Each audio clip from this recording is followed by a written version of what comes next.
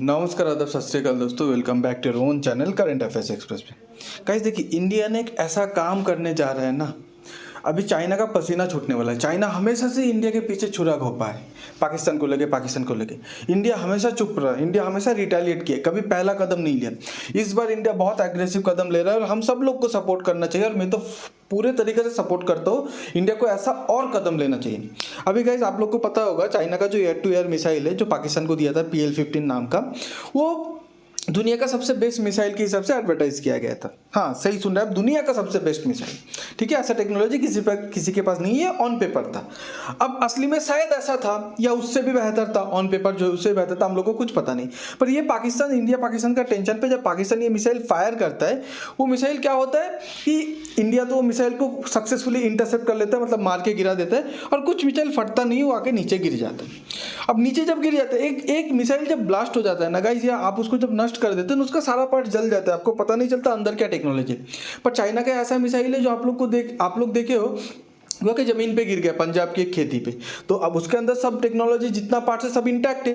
अब इंडिया समझना चाहता है कि चाइना का जो ये एडवर्टाइजमेंट है ये फेक है या सही में। पूरा वर्ल्ड भी समझना चाहते हैं, फ्रांस, जापान, अमेरिका सब मांग रहे हैं कि वो हम लोग को थोड़ा टेक्नोलॉजी शेयर करो। देखता हूँ चाइना ऑन पेपर सही बोल रहा है, मतलब ऑन पेपर ही सिर्फ हवाबाजी करता है या असली में दम है।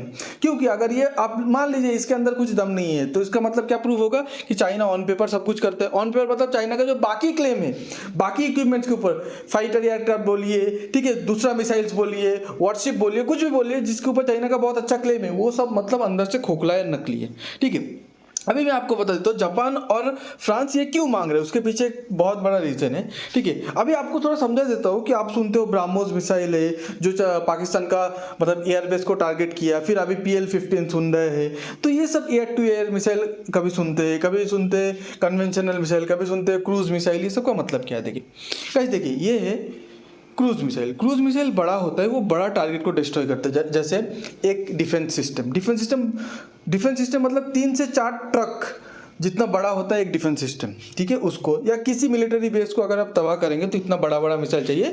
और क्रूज मिसाइल पे नंबर 1 पे है इंडिया रशिया का जॉइंटली डेवलप ब्राह्मोस, आप देख पा रहे हैं इधर है। ठीक है, उसके बाद रशिया का है, फिर अमेरिका और आपका UK का बनाया हुआ है टोमाहॉक, फिर उसके बाद स्टॉर्म है। ठीक है, ये 5 बेस्ट आपका वर्ल्ड पे क्रूज मिसाइल। नंबर 1 पे ब्राह्मोस, जिसको मार गिराना बहुत ही मुश्किल है। अब ये आप देखिए, ये जनरली होता है एयर टू एयर मिसाइल। देखिए ब्राह्मोस वो क्रूज मिसाइल कितना बड़ा मोटा होता है, ये होता है एयर टू एयर मिसाइल, बहुत ही पतला होता है, इसके अंदर कम बारूद रहते हैं। क्यों? क्योंकि इसका काम ही होता है एयर टू एयर, मतलब हवा से हवा। मतलब आप फाइटर प्लेन पे हो, आप अपने फाइटर प्लेन पे इसको छोड़ोगे, ये जाके हवा पे जो दूसरा फाइटर प्लेन है उसको मार गिराएगा। फाइटर प्लेन ज्यादा बड़ा नहीं होता, इसलिए मिसाइल को ज्यादा बड़ा होने की जरूरत नहीं, क्योंकि इसका काम ही टारगेट ही रहता है एक फाइटर प्लेन को मार गिराना। अभी समझ गए? अभी देखिए, वर्ल्ड पे क्रूज मिसाइल पे इंडिया बहुत डेवलप कर चुके हैं। इंडिया का मिसाइल नंबर 1 पे है ब्राह्मोस। बट सही बोलो तो एयर टू एयर मिसाइल पे इंडिया भी बहुत स्टेप आगे लिया है। ठीक है, पर अभी तक वर्ल्ड लेवल पे इंडिया अभी जाके मैच कर रहे हैं। ब्राह्मोस तो बहुत पहले कर चुका है मैच, इंडिया भी जा रहे है मतलब air to air missile category पे। सबसे बेस्ट मिसाइल माना जाता था मीटियर, जो था आपका फ्रांस का, मतलब यूरोप का डेवलप्ड है। उसके बाद है एमराम, ये सब एयर टू एयर मिसाइल है। एमराम जो अमेरिका का है, और उसके बाद आता है PL-15 जो चाइना का है।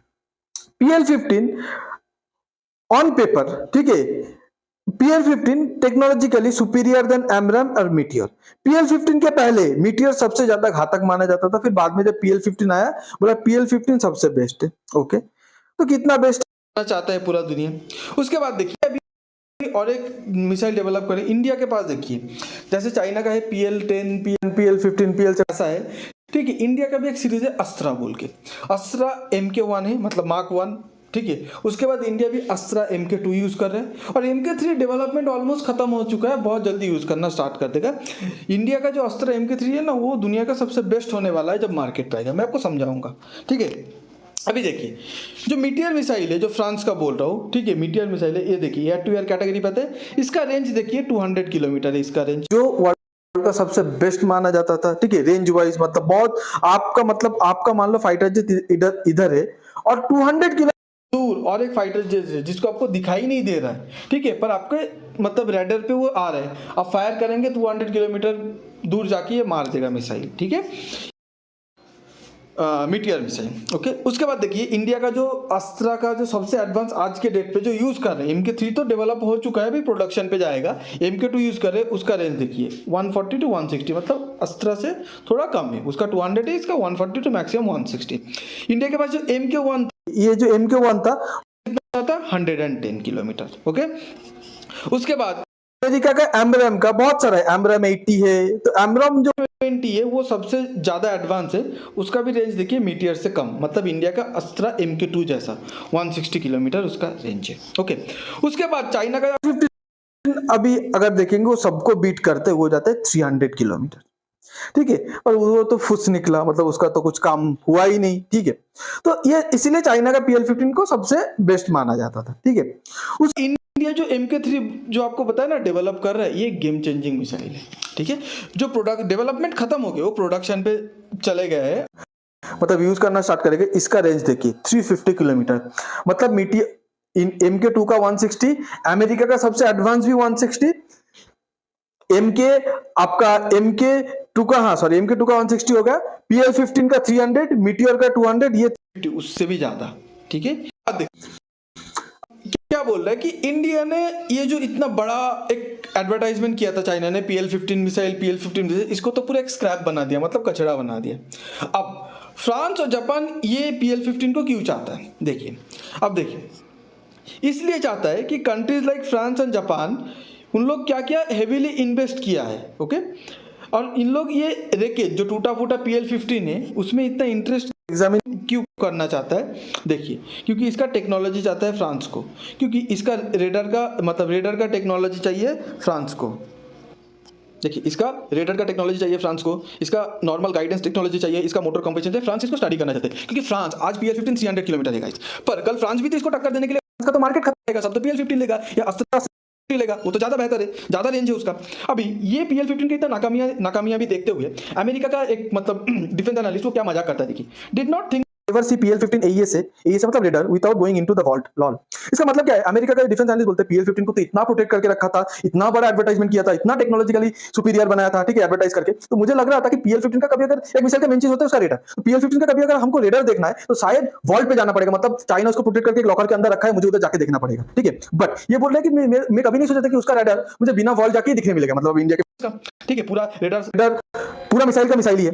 फ्रांस क्यों चाहता है, क्योंकि फ्रांस का मीटियर मिसाइल है जो इंडिया का राफेल जेट पे डिप्लॉयड है, और ये मीटियर मिसाइल 200 रेंज पे है। उसका मेन कंपटीटर आज के डेट पे PL-15 ही माना जाता है, ये मतलब इसका एक्सपोर्ट वेरिएंट। ओके, PL-15 नहीं सेम ही होता है, ये मतलब एक्सपोर्ट वेरिएंट। ओके, तो इसीलिए फ्रांस चाहता है कि हमको एक बार वो टेक्नोलॉजी देखने मिले। ठीक है, उसके बाद जापान है, जैसे हम लोग का पड़ोसी है चीन, और एक पड़ोसी है आपका बांग्लादेश, एक पड़ोसी है पाकिस्तान, ऐसे सेम चाइना का पड़ोसी है जापान। अब चाइना जापान के ऊपर एग्रेशन करता है, तो जापान आज सोचता है अगर मुझे PL-15 का टेक्नोलॉजी मिल जाएगा तो शायद अगर चाइना और मेरे बीच कभी युद्ध होगा तो मैं बहुत इजीली PL-15 को मार गिरा पाऊंगा, क्योंकि उसका टेक्नोलॉजी मुझे पता है। ठीक है, उसके बाद देखिए अमेरिका का जो आपको बताया AIM-260, ये अभी अमेरिका जो सबसे एडवांस बनाने वाला है 160 का, पर अमेरिका भी जानना चाहता है कि चाइना का PL-15 कैसे 300 किलोमीटर जा रहा है, तो अमेरिका का कंपटीटर है ना चाइना डायरेक्ट, तो अमेरिका का ये जो इसका डायरेक्टर है PL-15, तो अमेरिका भी जानना चाहता है।